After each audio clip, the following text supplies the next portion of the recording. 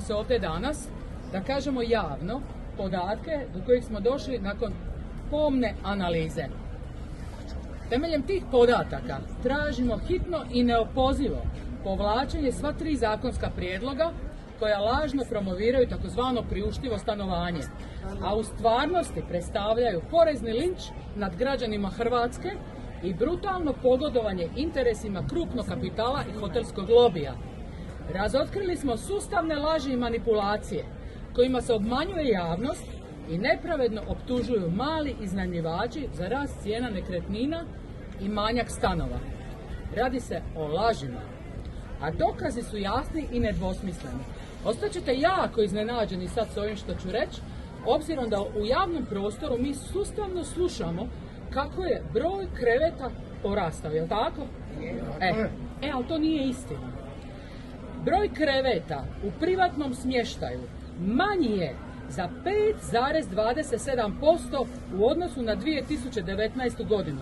To je gotovo 44.000 kreveta manje.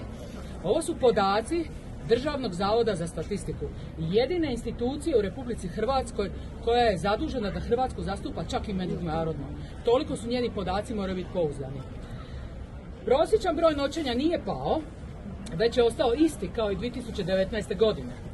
Cijene nekretnina pritom porasle su za 48%, što dokazuje da kratkoročni najam nema apsolutno nikakav utjecaj na cijene nekretnina. Znači, ako imamo manji broj kreveta u privatnom smještaju, imamo isti broj dana noćenja i imamo sličan broj turista, kako onda mali privatni iznajmljivači, kratkoročni najam može biti kriv za porast cijena nekretnina? To je nemoguće, to nije u korelaciji.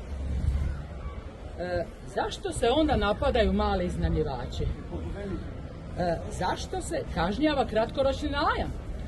Ujedno ću reći da je razlog jasan. Vlada štiti interese isključivo stranih investitora, a nikako građana Republike Hrvatske. Pravi ciljevi ovih zakona su sljedeći: uništavanje privatnog iznajmljivanja kako bi se omogućilo otvaranje hotelskih resorta i apartmanskih naselja u stranom vlasništvu čiji prihodi odlaze iz Hrvatske. Morate znati da u sljedeću godinu dana je predviđeno i najavljeno otvaranje 10 takvih velikih resorta na Jadranskoj obali.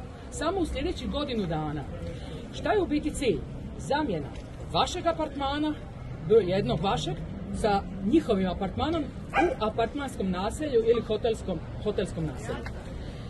Priprema je, također je cilj, priprema za dolazak 400.000 stranih radnika u sljedećih 5 godina. Morate znati da ih je do sada ušlo 165.000. Ti ljudi moraju negdje biti smješteni.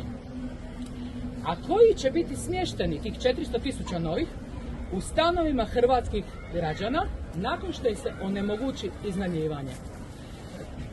Ovi zakoni nisu osmišljeni da pomognu hrvatskim obiteljima, oni zapravo uništavaju egzistenciju tisuća građana, oduzimajući im pravo na upravljanje vlastitom imovinom i prisiljavaju ih na napuštanje vlastite zemlje.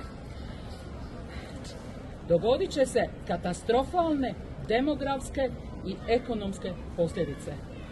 Bojim se da ćemo u primorskim županijama, koje bilježe najmanji broj odlazaka iz zemlje zbog turizma, jer turizam osigurava jedan standard, doći u situaciju da ćemo imati Slavoniju drugi dio, ako se ovo ne zaustavi. Poručujemo Vladi Republike Hrvatske da namjerno uništava male privatne iznajmljivače kako bi pogodovala isključivo stranim investitorima. Poreznim olakšicama za strane hotele koji su oslobođeni poreza na dobit, 100% oslobođeni poreza na dobit, prvih 10 godina rada daje prednost strancima, dok istovremeno guši hrvatske obitelji. Ovo je napad na hrvatski narod, ne samo na male iznajmljivače. Ovo je napad na hrvatski narod, njegovo pravo na rad, njegovo pravo na upravljanje vlastitom imovinom i pravo na dostojanstven život. Postavljamo pitanje premijeru, pa bi voljeli da nam i odgovori. Znači, stoji li u strategiji razvoja turizma koju ste donijeli smanjenje broja kreveta u privatnom smještanju i ukidanje 90% privatnih iznajmljivača? Hoćete da vam odgovori? Stoji. Naša poruka je: turizam od kojeg Hrvati ne zarađuju, odnosno, budem preciznija, od kojeg hrvatski građani ne zarađuju, ne treba ni postojati. Bravo! Bravo!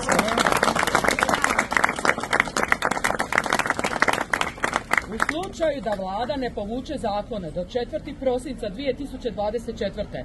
organizirat ćemo prosvjede diljem Hrvatske i uključit ćemo sve građane, jer ovo nije samo borba privatnih malih iznajmljivača kako to oni predstavljaju u medijima. Ovo je borba za pravo svih građana Hrvatske na dostojanstven život i upravljanje svojom imovinom. Ukoliko ove zakone saborska većina ipak izglasa, snosit će ozbiljne političke posljedice, pogotovo u Dalmaciji, gdje se zna ko nosi i koje boje prevladavaju. I očekujemo nakon toga brojne ustavne tužbe. Javilo nam se niz pravnika, neću imenovat, niz pravnika, ljudi koji imaju velike iskustva sa ustavnim pravom i ponudili su gratis svoje usluge.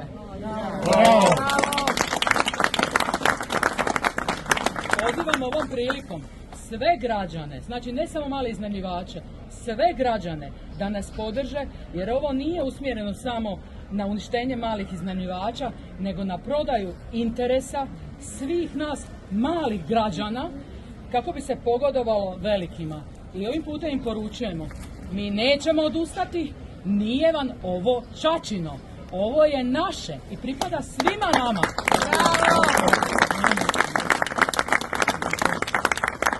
Ujedno ću vas obavijestiti da smo u srijedu pozvani u Sabor, na Saborski odbor za turizam, na sastanak i jedno izlaganje u kojima ćemo iznijeti sve ove brojke